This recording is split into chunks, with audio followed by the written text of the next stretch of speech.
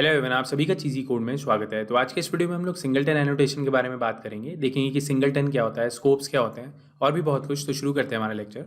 तो simple concept है singleton का, एक ऐसी क्लास जिसका हम सिर्फ एक ही इंस्टेंस बना सकते हैं, उसको हम लोग सिंगलटन कहते हैं।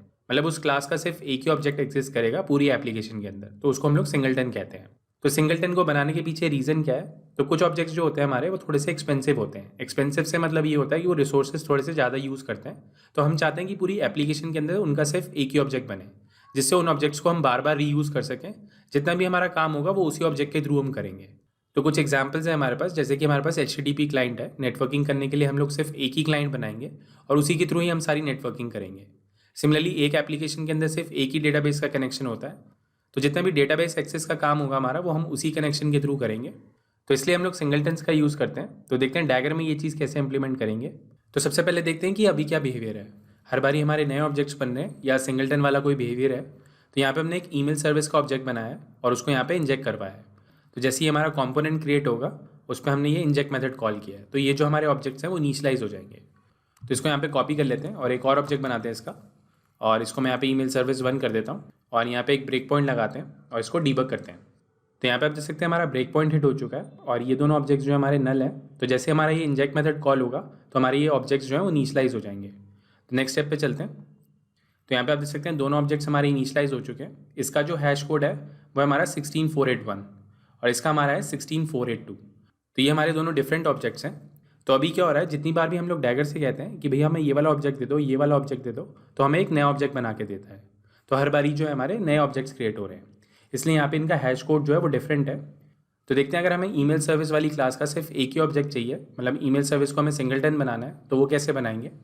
तो सिंपली हम लोग इस क्लास पे जाएंगे और इस पर एक एनोटेशन ऐड कर देंगे @सिंगलटन। देखते हैं सिंगलटन एनोटेशन के अंदर क्या है। तो यहाँ पे आप देख सकते हैं सिंगलटन एनोटेशन के ऊपर एक और एनोटेशन लगी हुई है स्कोप नाम की। तो हमारे लिए ये जो सिंगलटन है वो एक स्कोप क्रिएट करती है। सिंगलटन हमारी एक नॉर्मल एनोटेशन है, इसका कोई स्पेसिफिक मीनिंग नहीं है, ये सिर्फ एक स्कोप क्रिएट करती है।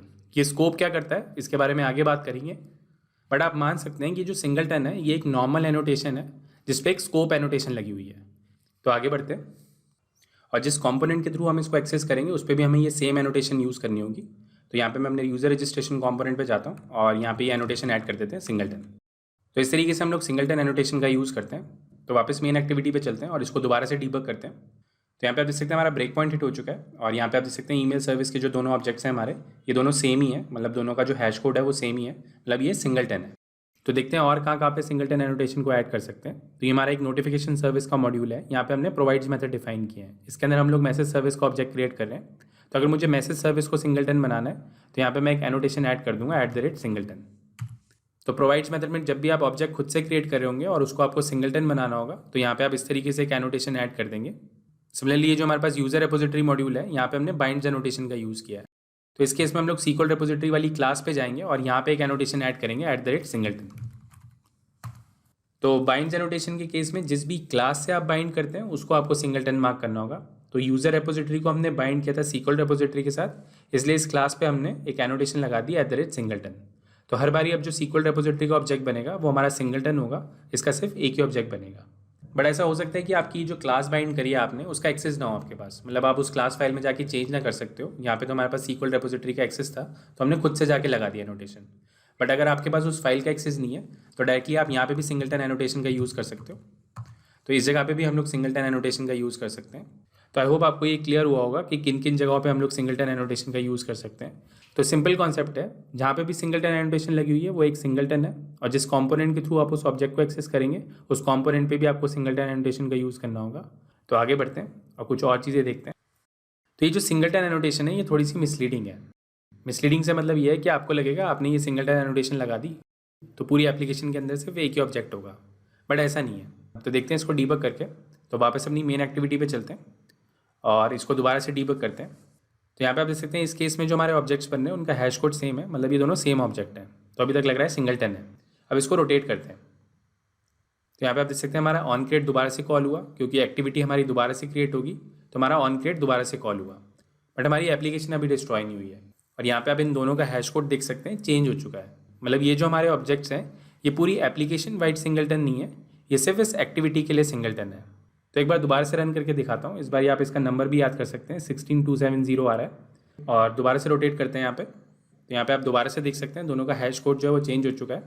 तो इसका मतलब ये है कि जो हमारी सिंगलटन एनोटेशन है ये हमारी एप्लीकेशन वाइड सिंगलटन्स नहीं बना रही है, सिंगल ऑब्जेक्ट्स जरूर बना रही है, बट वो एप्लीकेशन वाइड नहीं है। मतलब पूरी एप्लीकेशन के अंदर एक ही ऑब्जेक्ट नहीं है, क्योंकि हमारी एप्लीकेशन जो है वो तो चलती रही, जैसी हमारी एक्टिविटी रिक्रिएट हो रही है तो ये हमारे ऑब्जेक्ट्स भी रिक्रिएट हो रहे हैं।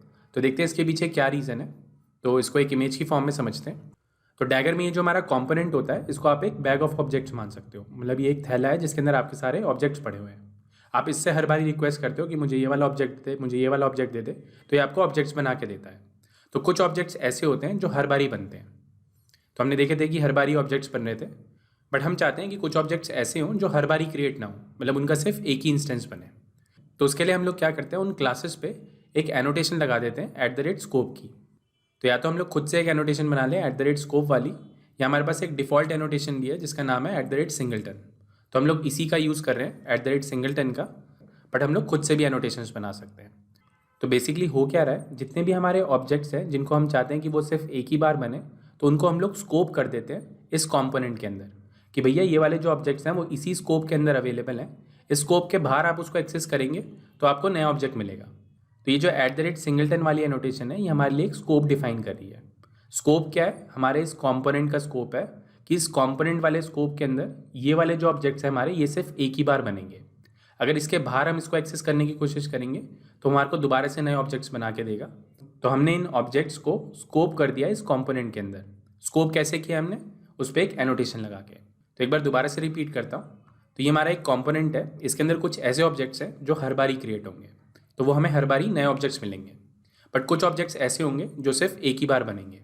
तो ये जो हमारे ऑब्जेक्ट्स हैं जो सिर्फ एक ही बार क्रिएट हो रहे हैं, तो उनको हम लोग स्कोप कर देते हैं एक एनोटेशन लगा के। तो यहाँ पे सपोज मैंने एक एनोटेशन बनाई है माई स्कोप के नाम से।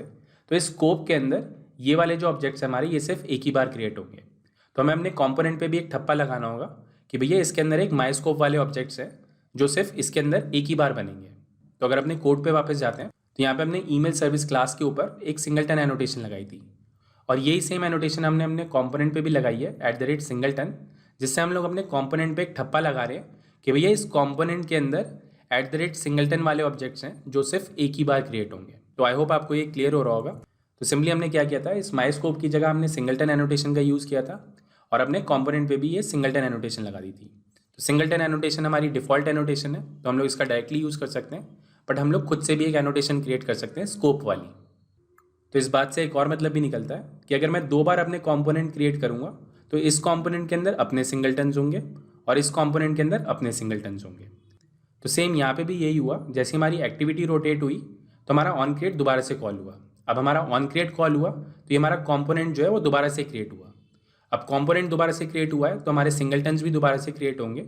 इसलिए जो ईमेल सर्विस का ऑब्जेक्ट था हमारा ये बार बार बन रहा था, क्योंकि रोटेशन पे हमारा कॉम्पोनेंट रिक्रिएट हो रहा है, तो ये ऑब्जेक्ट्स भी, मतलब ये जो हमारे सिंगलटन्स हैं ये भी दोबारा से क्रिएट हो रहे थे।